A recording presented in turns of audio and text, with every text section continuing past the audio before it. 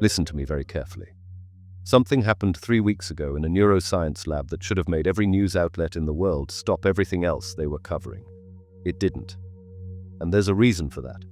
Because what they discovered about you, about how your personality works, about who you think you are, it changes everything.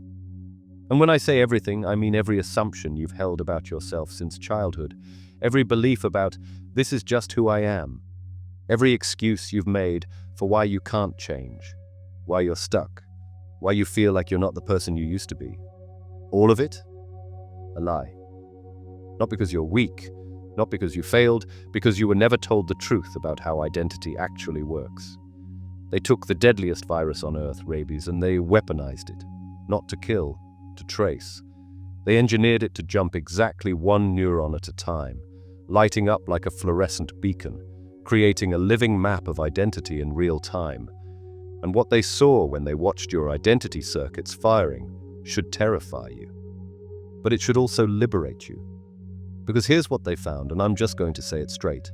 Your personality changes completely every 7 years. Not gradually, not subtly, completely. Every cell in your body replaces itself.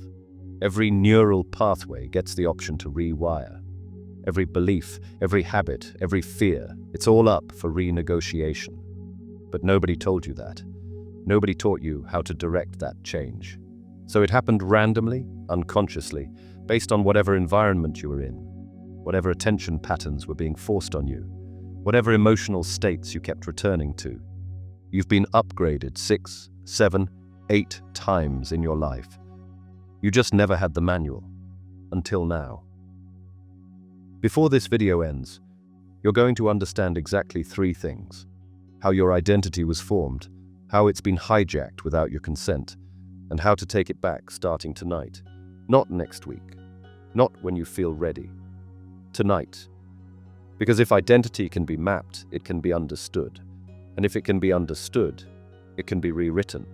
Not by them, by you. Let me paint you a picture of what happened in that lab. Researchers at a university I'm not going to name, because honestly, this research was so controversial they almost didn't publish it. They took rabies virus and turned it into something extraordinary. Now I know what you're thinking. Rabies? The thing that makes dogs foam at the mouth? That rabies? Yes, that rabies. The deadliest virus known to humanity. 100% fatal once symptoms appear. But here's why they chose it. Rabies has one unique property. It jumps from neuron to neuron with perfect precision. One at a time, it doesn't scatter. It doesn't spread randomly. It follows neural pathways like a train on tracks. So they did something brilliant and terrifying. They stripped out the parts that kill you. They added fluorescent markers, green fluorescent protein from jellyfish. And they created a tracer virus that could light up the exact pathways your identity uses to function. Think of it like injecting dye into your bloodstream to see how blood flows. Except this was injecting light into your brain to see how you flow.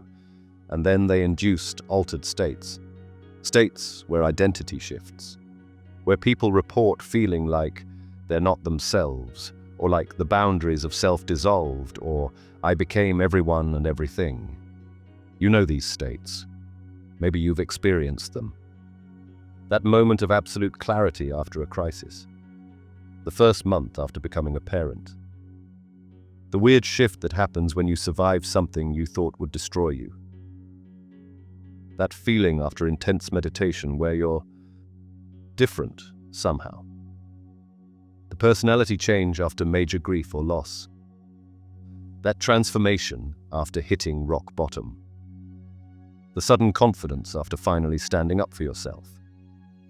They mapped all of it, every firing pattern, every connection being made or broken, every circuit lighting up or dimming down, and they found something impossible.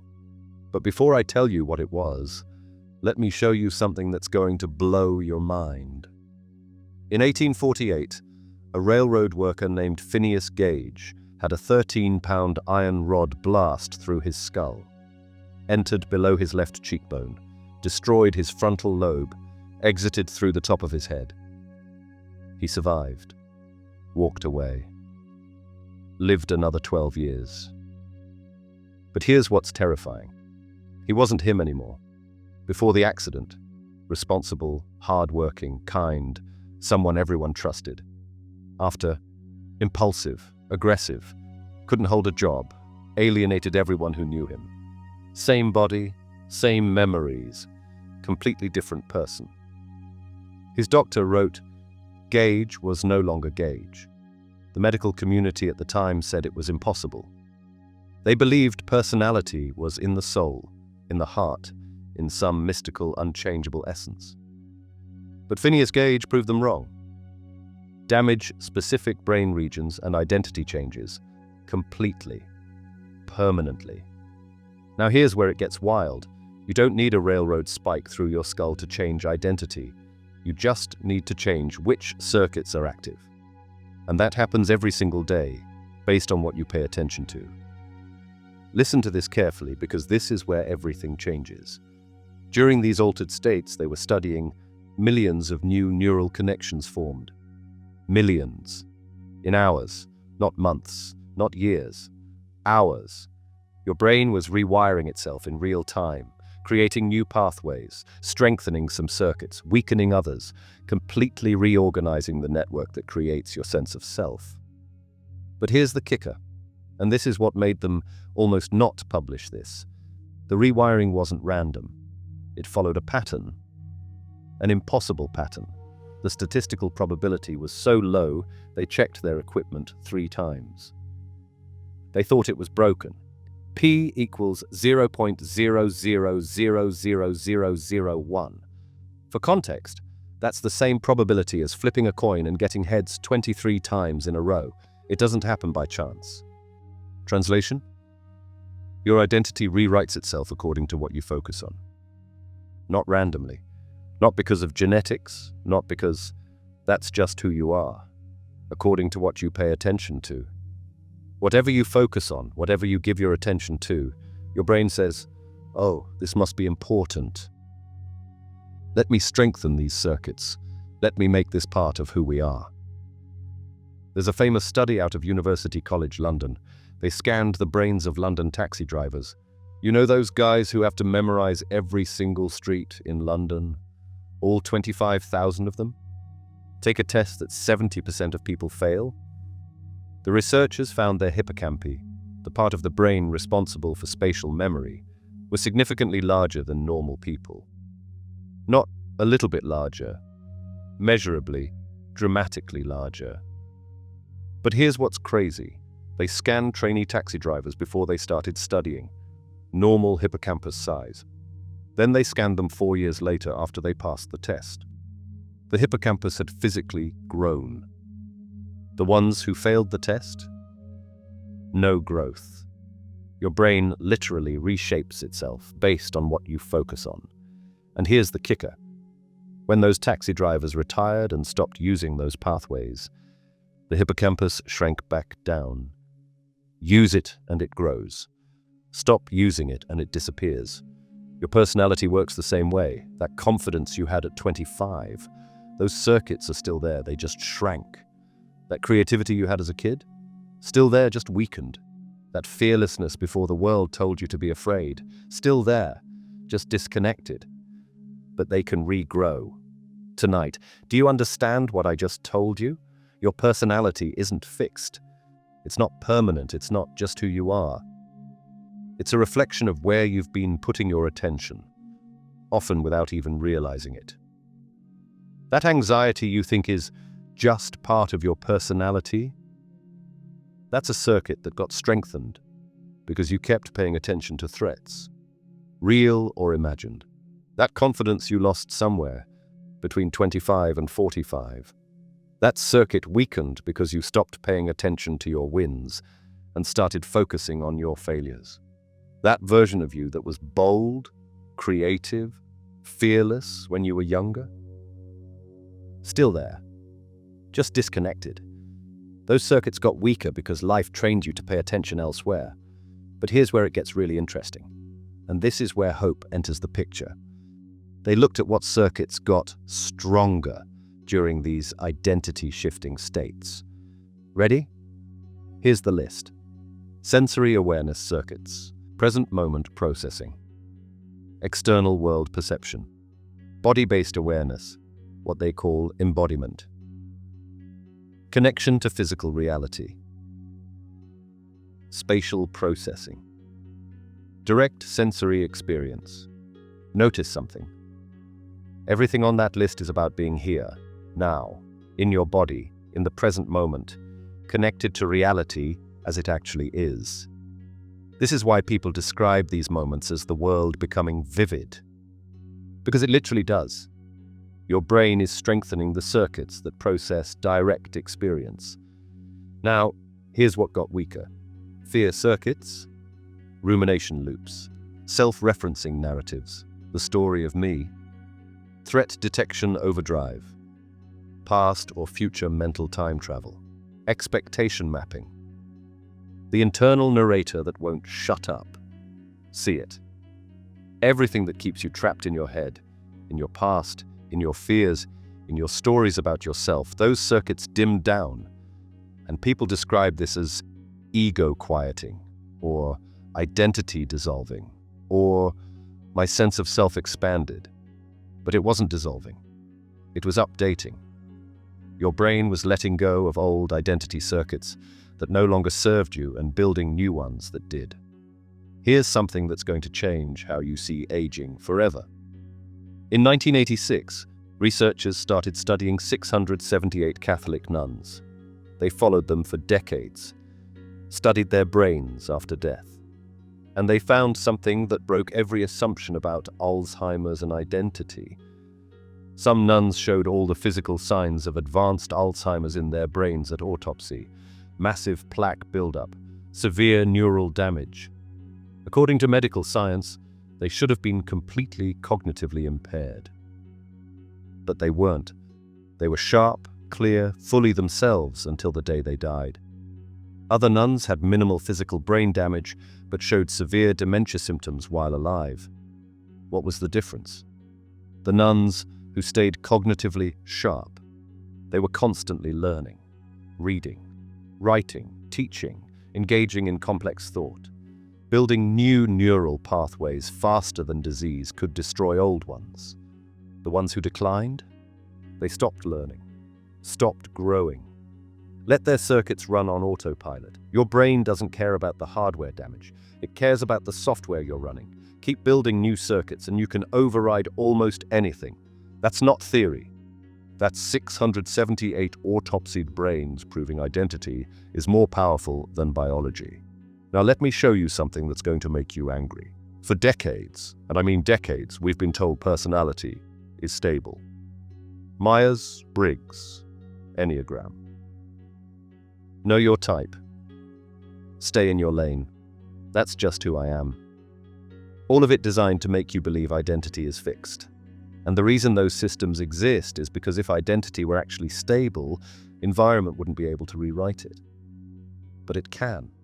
And we've known that for over 50 years. You've heard of the Stanford Prison Experiment, 1971. College students randomly assigned to be prisoners or guards. Within days, the guards became sadistic, and the prisoners became submissive. It got so bad, they had to shut it down early.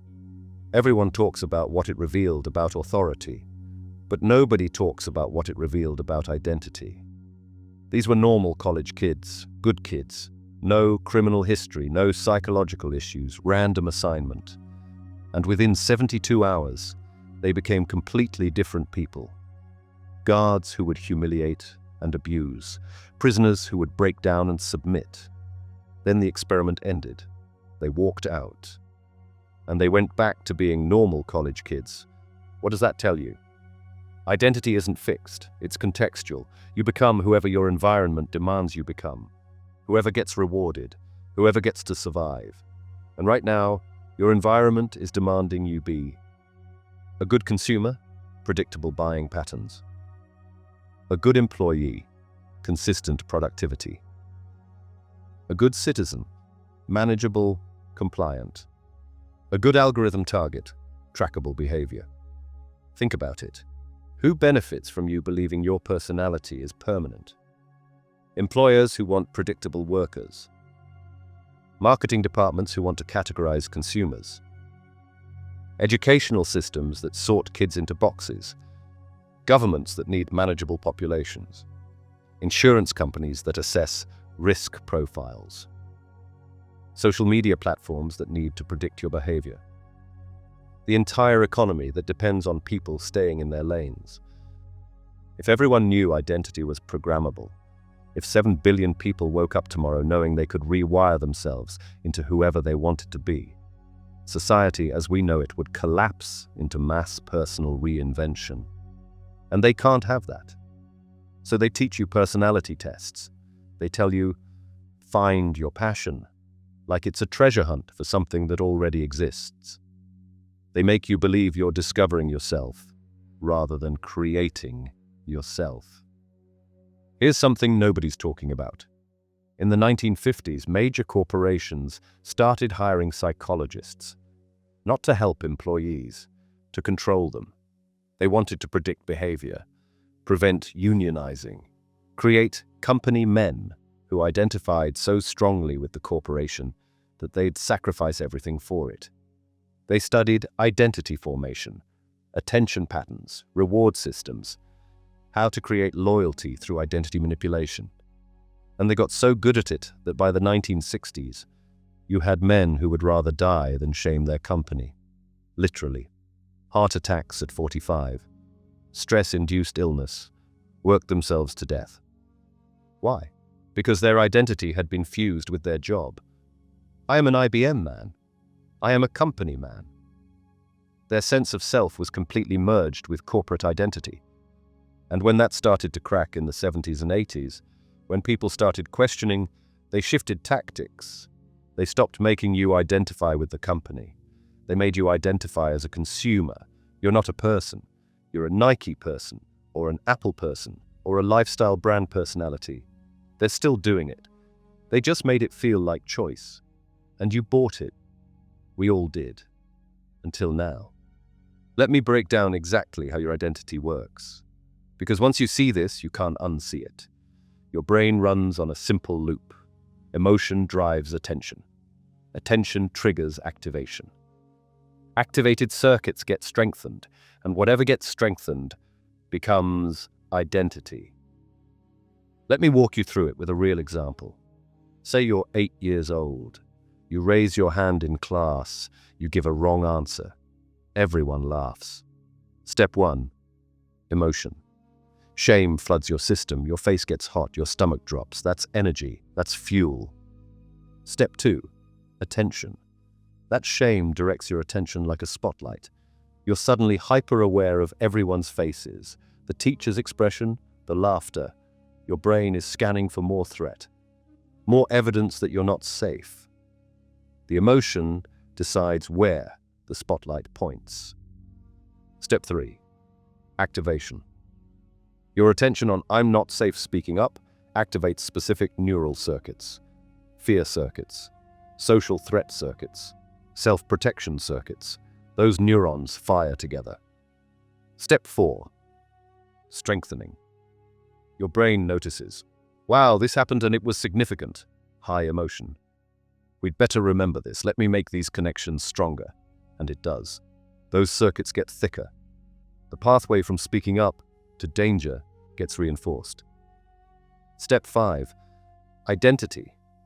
Do that enough times, and it doesn't take that many, and those circuits become automatic. Now you're 45 and someone asks your opinion in a meeting, and you feel that same stomach drop. You don't speak up. And you think, I'm just not the type of person who speaks up in meetings. But you're not. You're just running a circuit that was built when you were 8. Here's something the VA doesn't want you knowing. There's a treatment for PTSD that has an 80% success rate. Not management, not coping. Actual resolution. It's called EMDR, eye movement desensitization and reprocessing. Sounds like science fiction. You recall a traumatic memory while moving your eyes back and forth rapidly. That's it. And it works. Consistently. Dramatically.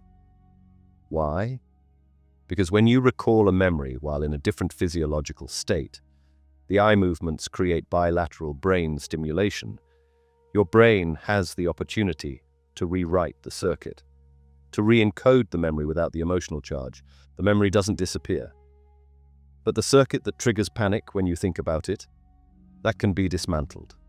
Veterans who couldn't function for decades.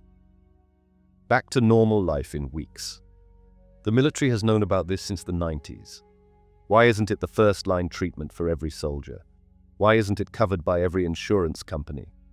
Because if people knew circuits could be rewritten that easily, that quickly, the entire mental health industry would have to restructure.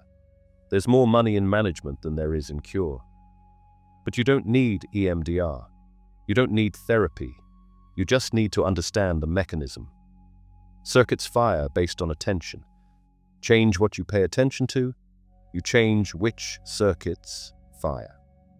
Change which circuits fire, you change who you are. Here's what this means, and I need you to really sit with this. Your identity is not a constant. It's not a thing. It's not a discovery. Your identity is a construction. Built piece by piece, circuit by circuit, based on what you've been trained to pay attention to. Most of that training happened when you were a kid. Before you had any say in it, your parents' fears became your fears. Their attention patterns became your attention patterns. Their emotional environment became your emotional environment. You didn't choose to be anxious. You were raised in an environment where anxiety was the dominant frequency. So your brain built anxiety circuits to survive in that environment. You didn't choose to lack confidence. You were in situations where confidence was punished or ignored, so those circuits never got strengthened. You didn't choose to feel stuck. You were trained to pay attention to obstacles, to problems, to everything that could go wrong. And so your brain built superhighways for obstacle spotting and dirt paths for solution finding. In the 1800s, they found a boy in the woods of France. He'd been raised by wolves, walked on all fours, couldn't speak, didn't respond to his name, bit people who tried to touch him. They tried to civilize him, teach him language, teach him to be human. It mostly didn't work. Why? Because by the time they found him, his identity circuits had formed. He wasn't a human who'd forgotten how to be human. He had literally become a wolf in a human body. His brain had built circuits for wolf identity, wolf attention patterns, wolf social structures, wolf everything. And past a certain age, those circuits became so strong, so automatic, that human circuits couldn't override them. But here's what nobody talks about. You're a feral child too, just in a different way. You were raised by screens, by advertising, by fear-based news, by social media algorithms, by economic systems that needed you to behave a certain way. And you built circuits for that identity. Consumer identity, anxious identity, not enough identity. But unlike actual feral children, you have a massive advantage. You're aware. You can read this, you can understand these words, you can make a choice. And that changes everything. Until 1998, every neuroscientist on Earth believed you were born with all the neurons you'd ever have. No new ones. Just a slow decline. This belief shaped everything. Education, policy, career advice, aging research, mental health treatment. You can't teach an old dog new tricks became scientific fact. Then in 1998, a guy named Gage proved them all wrong. He discovered neurogenesis, the birth of new neurons, in adult brains, in old brains, at any age. Your brain is growing new neurons right now as you read this. In your hippocampus, memory center. Thousands per day. But here's the catch. Those new neurons only survive if you use them. If you challenge your brain. If you learn new things. If you give them a reason to integrate into circuits. If you don't, they die within weeks.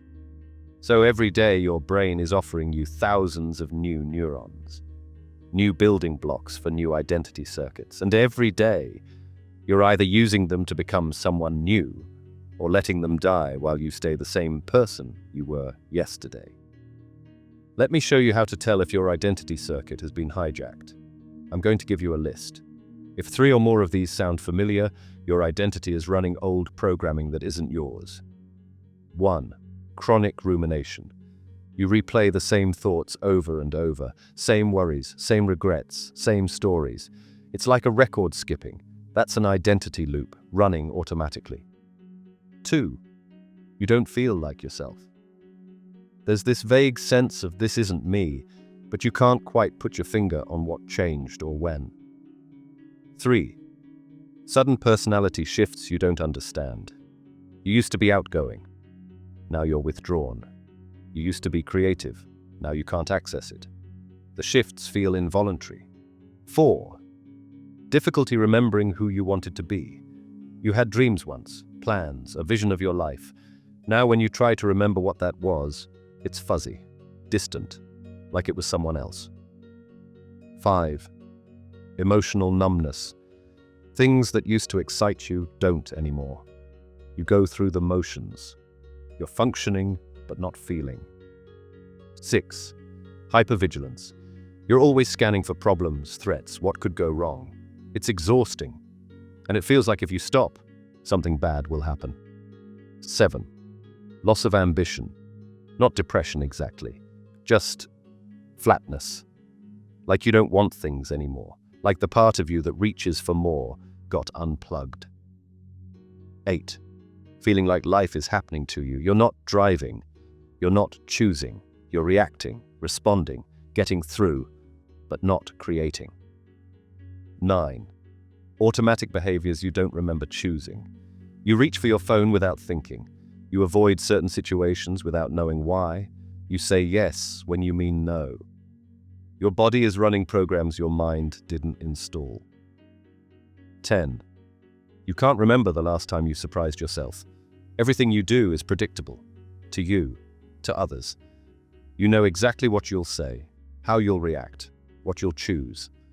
There's no spontaneity, no aliveness. Soldiers who lose limbs often experience phantom limb pain. Their arm is gone, but their brain still feels it, and it hurts, constantly. For decades, doctors said there was nothing they could do. The limb is gone. The pain isn't real. Learn to live with it. Then a neuroscientist named V.S. Ramachandran had a crazy idea. He created a mirror box. The soldier puts their remaining arm in the box, looks in a mirror, and sees 2 arms. Then they move the real arm while watching the reflection. And the phantom pain disappears, sometimes immediately, sometimes permanently. Why? Because the brain was stuck in a circuit. The circuit said, arm is there and in pain. But no feedback was coming from that arm. So the brain kept firing that circuit, trying to resolve the discrepancy. The mirror gave it feedback, new information, and the circuit released. Your identity works the same way.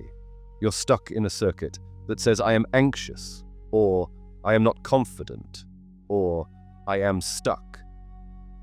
And your brain keeps running that circuit because that's the feedback it expects. That's the pattern it knows.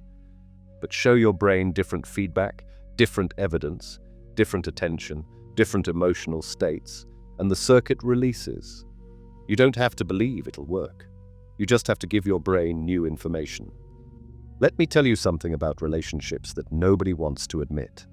When someone says, you've changed, and they say it like an accusation, what they're really saying is, you've stopped being the person I built my identity around. Because here's what nobody teaches you. Relationships are identity contracts. You become the person they need you to be. They become the person you need them to be. And both of you defend those identities viciously. Because if one person changes, the whole contract collapses. That's why your family resists when you try to change. Not because they don't love you, because your old identity was a load-bearing wall in their identity structure. The responsible one, the funny one, the one who needs help, the one who always says yes. If you stop being that, They have to reconfigure their whole sense of self. And most people won't do that. They'll pressure you to stay the same instead. Research shows that married couples' brains start to synchronize. Not metaphorically, literally. Put a long married couple in an fMRI scanner while they're apart. Show them both an emotional image. Their brains light up in the same patterns. They've merged circuits, merged attention patterns, merged identity. This is beautiful when it's healthy. Two people becoming more than the sum of their parts. But when it's not healthy, two people losing themselves completely. We replaces I. Neither person knows where they end and the other begins. And then one person tries to change, tries to build new circuits, tries to reclaim their identity. And the other person feels like they're dying. Because in a very real neurological sense, they are. Part of their identity circuit is being dismantled. This is why divorce feels like death. Why breakups trigger grief that seems disproportionate. You're not just losing a person, you're losing circuits. You're losing parts of your identity that were built around them. But here's the hope. Those circuits can rebuild. The space they left behind? That's room for new circuits, new identity, new you. The pain isn't a sign you made a mistake. It's a sign your brain is rewiring, and rewiring hurts before it heals. But let's talk about something specific, because this is where it gets practical. Your relationship with money. You think your financial situation is about math, about income and expenses, about luck or timing or circumstances. It's not. It's about identity. There's a circuit in your brain that answers the question, how much am I worth? And that circuit was built when you were young, watching your parents relate to money, hearing what they said about rich people, feeling the stress when bills came, noticing whether money meant safety or danger in your house. 70% of lottery winners go broke within 5 years. 70%. These are people who got millions of dollars dropped in their lap. No work required. Just pure windfall. And they lose it all. Then end up worse off than before they won. Why? Identity circuits. They have a circuit that says, I'm the kind of person who has $50,000 in the bank. They win $5 million. Their brain freaks out. This doesn't match the identity. This doesn't fit the circuit. So unconsciously they sabotage. Bad investments. Reckless spending. Giving money away to anyone who asks. Drugs, gambling, whatever it takes to get back to the identity they know. Because the brain would rather be broke and familiar than rich and unknown. That's not a moral failing. That's identity circuits protecting themselves, and you're doing the same thing. Every time you get close to the next level of income, something happens. An unexpected expense, a sabotaged opportunity, a bad luck streak. It's not luck. It's your identity circuit pulling you back to who you think you are. There was a study, I forget who ran it, but the findings are wild, where they gave poor people and rich people the exact same financial advice. Same strategies, same opportunities, same information. Poor people didn't follow through. Rich people did. Why? The researchers assumed it was about risk tolerance or financial literacy. Wrong. It was about identity embodiment. Rich people, when they imagined having more money, their body relaxed. Their nervous system said, yes, this is safe, this is familiar, this fits. Poor people, when they imagined having more money, their body tensed. Their nervous system said, danger, unknown, this doesn't fit. Same imagination exercise. Opposite physiological response. Your body won't let you become someone your circuits don't recognize as safe. So when you try to manifest more money, while your identity circuits are set to broke, your body fights you at every step. Not because you're broken, because it's trying to keep you safe in the identity it knows. Change the identity circuit, change the body's response, change your financial reality. Now let's talk about your body, your health, your weight, your energy levels. You think these are about diet and exercise, about genetics and aging. about discipline and willpower. They're not. They're about identity. Harvard researchers did a study with hotel maids.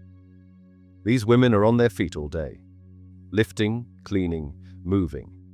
They're getting tons of exercise by any measure. But they weren't losing weight. They weren't getting healthier. They reported being exhausted and sedentary. So the researchers split them into two groups. They told one group, "Hey, did you know your job is exercise? You're meeting all the CDC recommendations just by doing your job." They told the other group nothing. 4 weeks later, the group who was told their job was exercise had lost weight, lowered blood pressure, reduced body fat percentage. The other group, no change. Same job, same physical activity, different identity frame. One group identified as sedentary hotel maids. The other group identified as people who exercise all day. And their bodies responded to the identity, not the activity. Your body doesn't respond to what you do. It responds to who you think you are while you're doing it.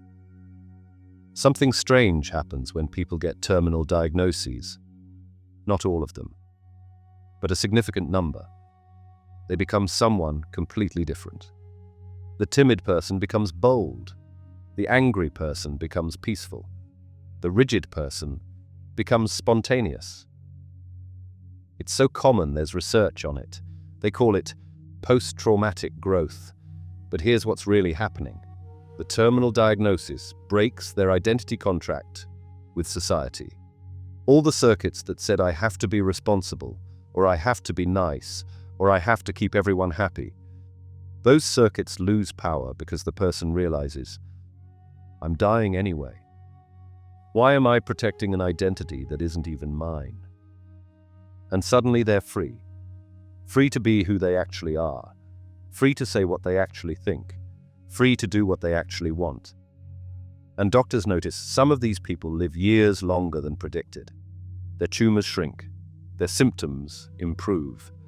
The medical community calls it spontaneous remission and says they don't know why it happens. But it's obvious. They changed identity circuits, and their body followed. You don't need a terminal diagnosis to do this. You just need to break the contract. All right, here we go. 5 techniques. Each one targets a specific part of the identity circuit. Each one can be applied tonight. I'm not going to sugarcoat this. They're going to feel weird at first. Your brain is going to resist. That's normal. Old circuits don't want to weaken. They're going to argue with you, tell you this won't work, tell you it's too late, tell you this is just who I am. That voice? That's the old programming trying to protect itself. Ignore it. Do the techniques anyway. Technique 1. Attention steering. This is the master key. Everything else builds from this. Your brain strengthens whatever circuits you repeatedly activate. Which circuits activate? The ones you pay attention to. So the first technique is dead simple. Choose what you pay attention to, like your life depends on it, because it does. Here's the protocol.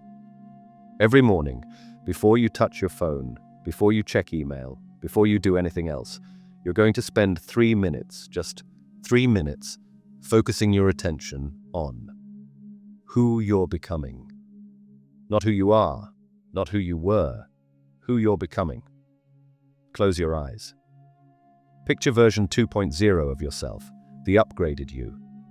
What does that person notice? What do they pay attention to? How do they move through the world? Don't make it vague. Get specific. Version 2.0 notices opportunities instead of obstacles. Version 2.0 pays attention to evidence of progress, not evidence of failure. Version 2.0 focuses on what they can control, not what they can't. Version 2.0 sees themselves as someone who's figuring it out, not someone who's stuck. Then, throughout the day, set a timer every 2 hours. When it goes off, check. Where's my attention right now?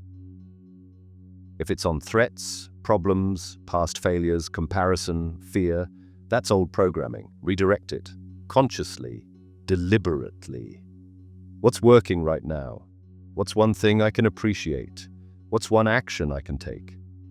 It feels mechanical at first. That's fine. You're installing new software. It takes repetition. Let me give you a real-world example. Say you're scrolling social media. You see someone who has what you want. The old circuit fires. They're better than me. I'm behind. I'll never catch up. That circuit strengthens every time you let it run. New approach. You notice the thought. You redirect attention. Interesting. My brain just tried to run the comparison circuit. What if I paid attention to something else? What if I noticed that seeing their success means it's possible? What if I use this as evidence that people like me can succeed? Same situation. Different attention, different circuit fires, different identity builds. Do this 50 times and comparison stops hurting. Do it 100 times and it starts motivating you. Do it 500 times and you can't even access the old circuit anymore. That's rewiring in real time. Technique 2. Sensory overwrite. Remember what got stronger in those brain studies. Sensory awareness, present moment experience, connection to physical reality. Why? Because when you're fully in your senses, you can't be fully in your head. You can't ruminate and taste at the same time. You can't worry about tomorrow while truly feeling the sun on your skin. Your old identity lives in your thoughts. Your new identity lives in your senses. So here's the technique. Once a day, and this is non-negotiable, you're going to flood your system with new sensory input. Something your current identity circuit hasn't experienced. It doesn't have to be extreme. It just has to be different. Take a route home you've never taken. Eat a cuisine you've never tried. Listen to music from a genre you've never explored. Touch textures you don't normally touch, tree bark, cold metal, hot wax, whatever. Smell scents you don't normally encounter. Go to a spice shop, a flower market, a woodworking shop. Move your body in ways you don't normally move. Dance if you never dance. Do yoga if you never stretch. Walk backwards if you always walk forward. Why does this work? Because your identity is a pattern. Patterns need consistency to survive. Novelty breaks patterns. When you flood your brain with new sensory data, old circuits can't fire the same way. They don't have the usual triggers. And in that gap, that moment of, this is different, new circuits can form. Here's something wild. Novelty triggers the release of dopamine and norepinephrine. These chemicals open what neuroscientists call the neuroplasticity window, a period where your brain is extra receptive to forming new connections. This is why you remember vacation moments so vividly. Why your first kiss is burned into your brain. Why childhood memories are so strong. Not because they were important, because they were novel. And novelty creates the chemical environment for circuit building. So when you deliberately seek novelty, you're not just breaking old patterns, you're creating the optimal chemical state for building new ones. Do this daily. Make it a game. How many new sensory experiences can you stack in a week? Your brain will start expecting novelty. It'll start building circuits that are flexible, adaptive, open instead of rigid, fixed, closed. Technique 3. Narrative suspension. This one's harder, but it's crucial. Your identity lives in stories. I'm the type of person who I've always been. I'm just not good at. These narratives run constantly. They're the internal narrator, the voice in your head that explains you to yourself. And every time you repeat those stories, you strengthen those circuits. You cement that identity. So here's what we're going to do. We're going to temporarily shut that narrator off. Here's the protocol. Set aside 10 minutes. Sit somewhere quiet. And for those 10 minutes, you're not allowed to tell yourself stories about yourself. No, I'm anxious. No, I'm tired. No, I'm not good enough. No, I've always been this way.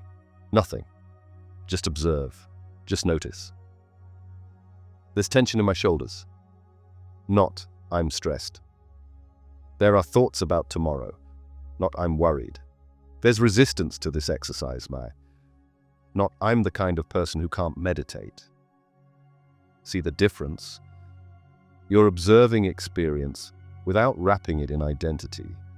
This breaks the circuit, temporarily, just for 10 minutes. But in that gap, in that space where the narrator is silent, you get to see something crucial. You are not your thoughts. You are not your stories. You are the awareness watching it all. Neuroscientists scanned the brains of Buddhist monks who'd spent 10,000 plus hours meditating. They found something impossible.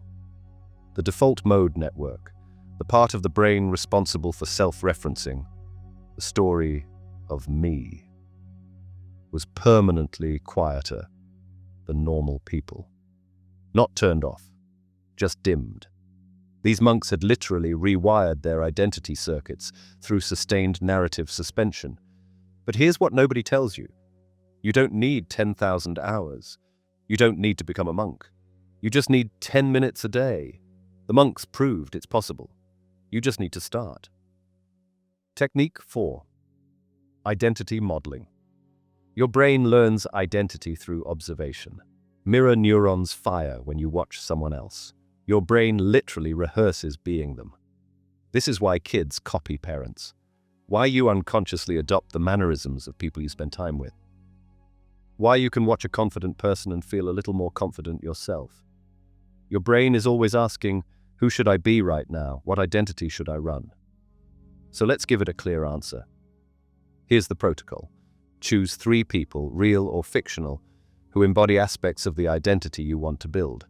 Not people you want to be, people who demonstrate specific qualities you want to strengthen. Examples. Someone who's calm under pressure. Maybe Morgan Freeman, maybe your grandma. Someone who takes bold action. Maybe Richard Branson, maybe that friend who always says yes to adventure. Someone who speaks their truth. Maybe Brené Brown. Maybe that coworker who isn't afraid to disagree. Someone who maintains boundaries, maybe a character from a movie, maybe someone you admire. Someone who creates freely, maybe an artist you love, maybe a kid you know. Then, in those 10 minutes of narrative suspension, after you've quieted the old identity, you're going to run a simulation. Imagine you're that person, not pretending, not faking, actually embodying. How would they sit right now? How would they breathe? How would they approach the challenge you're facing today? Don't think about it. Feel it. Embody it. Let your body take the posture. Let your breathing shift. Let your energy change. Method actors don't pretend to be characters. They become them. Daniel Day-Lewis stayed in character for months. Lived as Lincoln. Spoke as Lincoln. Moved as Lincoln. And when filming ended, he said it took weeks to find himself again. Because he'd built actual circuits for Lincoln identity. His brain had rewired to embody that role. You can do the same thing, except you're method acting as version 2.0 of yourself. Your brain doesn't know the difference between imagined experience and real experience when it's vivid enough. Mirror neurons fire either way. New circuits form either way. Do this daily. Rotate through your 3 models. Let their patterns start influencing your patterns. Within 2 weeks, you'll notice yourself spontaneously responding like them in situations where you used to respond from old programming. That's identity update in real time. Technique 5. Emotional calibration. Remember the identity loop? It starts with emotion. Emotion directs attention. Attention activates circuits. Activated circuits become identity. So if you want to rewire identity, you have to work with emotion intentionally. Here's the truth most people miss. Emotions aren't things that happen to you. They're energy states you can cultivate. Your old identity thinks emotions are reactions. Your new identity knows emotions are choices. So here's the technique. At the end of each day, before sleep, you're going to emotionally calibrate to who you're becoming. Not who you are, who you're becoming. Find 3 moments from today where you felt even a glimmer of the energy you want more of. A moment of calm, a flash of confidence, a split second of clarity, a hint of creative flow, a breath of freedom, a surge of determination, a feeling of aliveness. Close your eyes, relive each moment. Don't think about it. Feel it again, get back in your body. Let the emotion rise. Stay with it for 30 seconds minimum. Here's why this works. Your brain processes emotions during sleep, specifically during REM cycles. Whatever emotional state you fall asleep in gets amplified and integrated during the night. Your subconscious says, "Oh, this must be who we are. Let me strengthen these circuits. Let me find more evidence of this tomorrow." Most people fall asleep stressed, worried, rehearsing problems. They're programming their subconscious to find more problems tomorrow. You're going to fall asleep embodying the emotional state of version 2.0.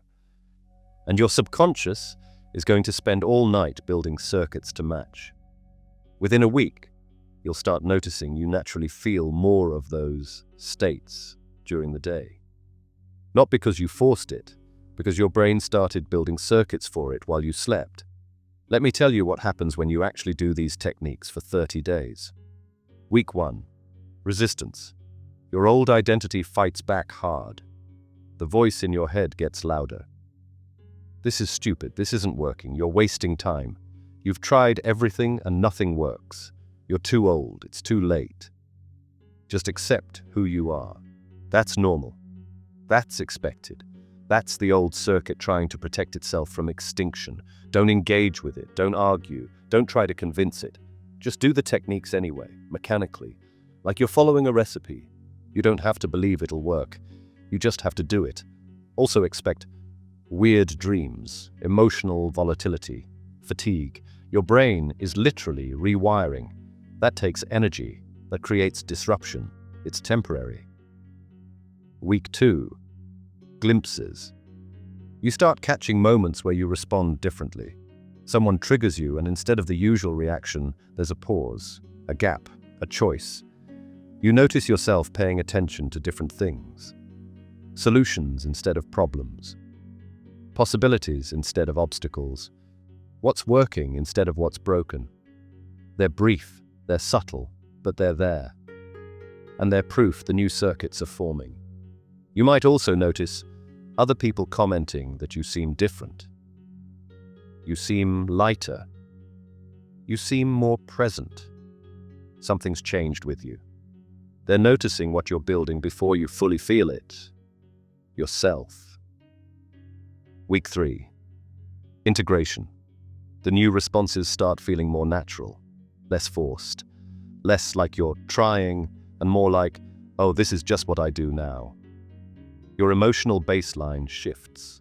Not dramatically, not every moment. But on average, you're calmer, clearer, more present. The old identity still triggers sometimes, but when it does, you recognize it faster. Oh, there's that old circuit trying to run. And you redirect easier. Week 4. Momentum. The old identity patterns still trigger occasionally, but they don't last as long. You catch them within seconds, redirect immediately, recover before the spiral even starts. And the new patterns, they're starting to run automatically. You notice opportunities without trying. You take action without overthinking. You maintain boundaries without guilt. You feel like yourself, but a version of yourself you've always wanted to be. You look in the mirror and think, I don't recognize this person completely. But I like them. I trust them. In 2018, researchers at University of Texas developed a way to measure neuroplasticity in living brains using advanced fMRI techniques.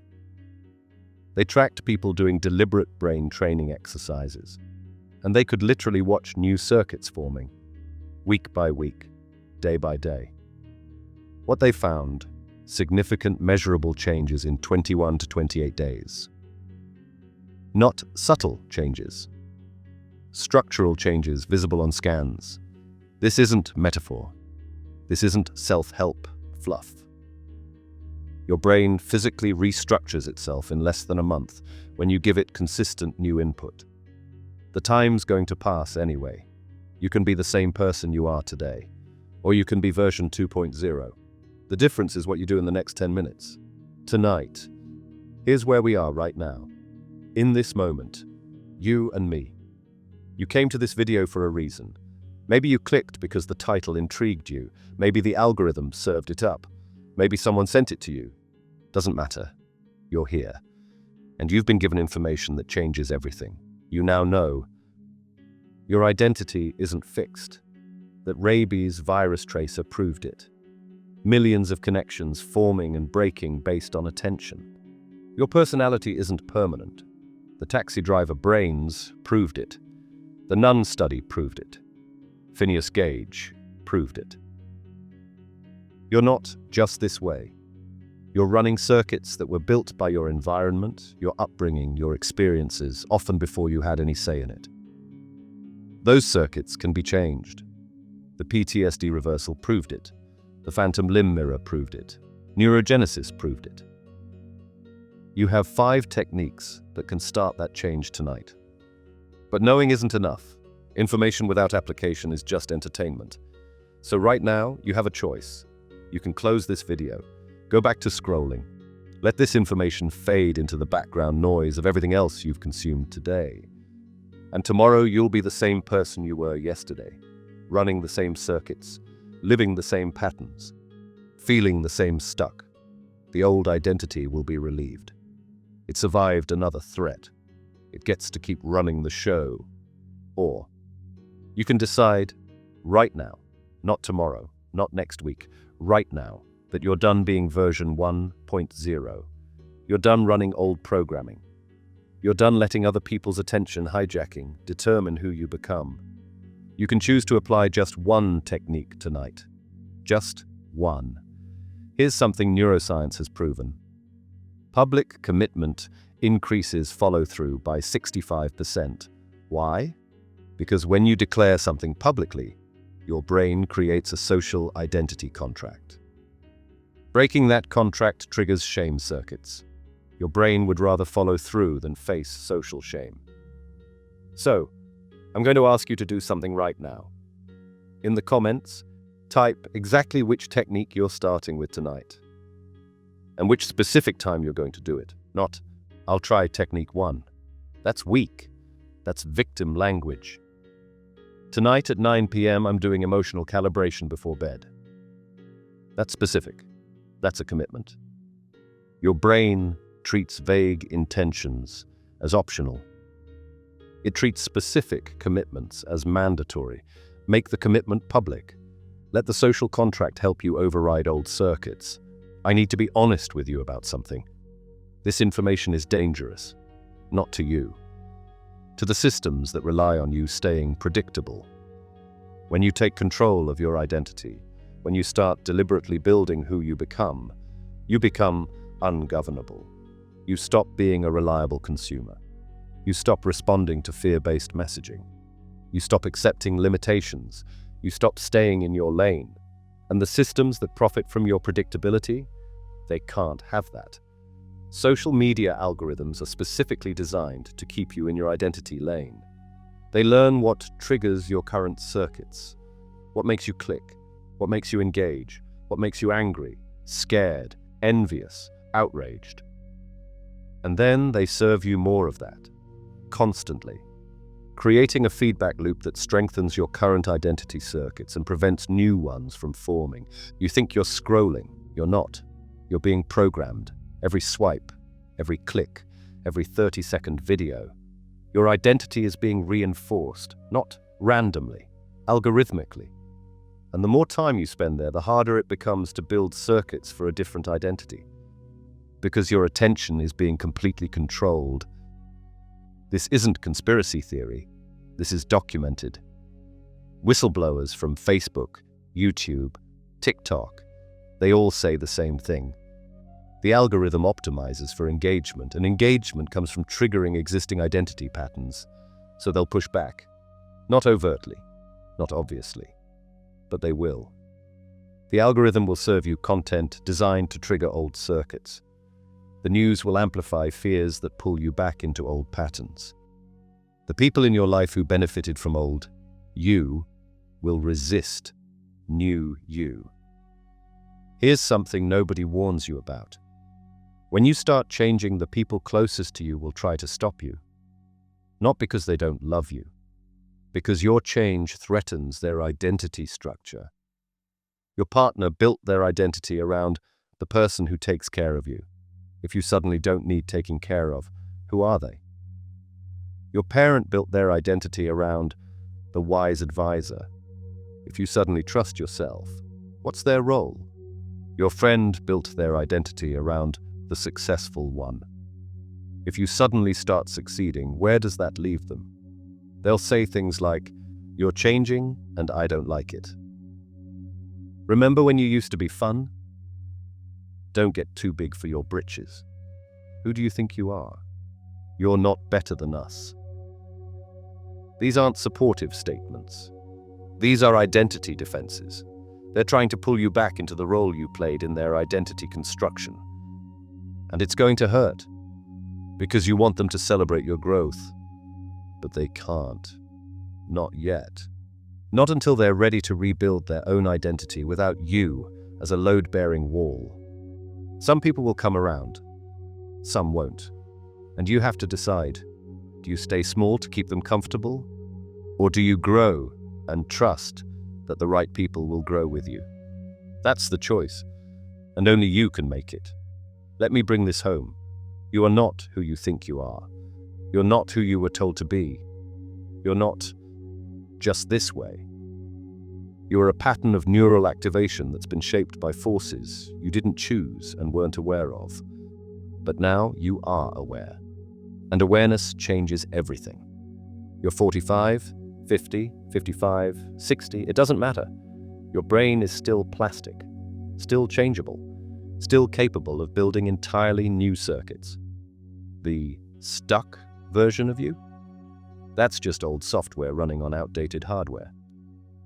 Version 1.0. But version 2.0 is available right now, tonight. The moment you start directing your attention intentionally, instead of letting it be hijacked reactively. Remember, I told you at the beginning, your identity changes completely every 7 years. Here's what I didn't tell you.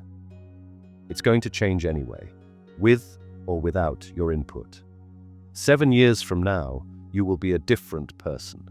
That's biology. That's neuroscience. That's unavoidable. The only question is, will you be a different person by accident or by design? Will you let your environment shape you? Let algorithms shape you? Let other people's needs shape you? Or will you consciously build who you become? The time's going to pass either way. 7 years from now is coming whether you participate or not. But version 2.0, 3.0, 10.0, they're all possible. They're all available. They're all waiting for you to give them attention. Here's what you're going to do. Tonight, before bed. Technique 5. Emotional calibration. Find 3 moments from today where you felt even a glimmer of who you're becoming. Relive them, feel them, fall asleep in that energy. Tomorrow morning, first thing. Technique 1. Attention steering. 3 minutes visualizing version 2.0. Then set your timer for every 2 hours and check where your attention is. That's it. 2 techniques. Day 1. Don't worry about perfect. Don't worry about doing all 5 at once. Just start. Because every day you wait, your old circuits get stronger. Every day you delay, someone else is steering your attention. Every day you stay version 1.0, you're choosing to let someone else build your identity for you. And you've let them steer long enough. You came to this video as one person. You're leaving as someone different. Not because I changed you, because you now see what's possible. The hero's journey isn't about slaying dragons. It's about discovering you were never the person you thought you were, and then choosing to become who you actually are. You've been handed the map. You've seen the circuits. You know the techniques. Now it's time to walk the path. Version 1.0 served you. It got you here. It kept you alive. Thank it for that. But its time is done. Version 2.0 is ready. Has been ready. Waiting for you to give it permission to emerge. Tonight's the night. This is the moment. Right here, right now, reading these words. You're at the threshold. Step through. If this video woke something up in you, if you felt that click of recognition that, oh my God, this explains everything moment, do 3 things right now. 1. Smash that like button so this information reaches more people who need it. The algorithm tries to suppress content that empowers people to become ungovernable. Help me fight it. Every like is a vote for liberation over control. 2. Drop a comment telling me which technique you're starting with tonight and at what specific time. I read every single comment, and when you declare it publicly, your brain creates a social contract. You're 65% more likely to follow through. Use that mechanism, commit publicly. Let us witness your transformation. 3. Subscribe and hit the bell, because this is just the beginning. There's so much more they've hidden from you. The 7 consciousness levels they don't want you accessing. The frequency codes in your DNA they're terrified you'll activate. The reason they flood you with fear keeps your frequency low and controllable. The attention hijacking systems running 24/7 to prevent exactly this kind of awakening. The elite identity programming they use at Yale and Harvard that's never taught in public schools.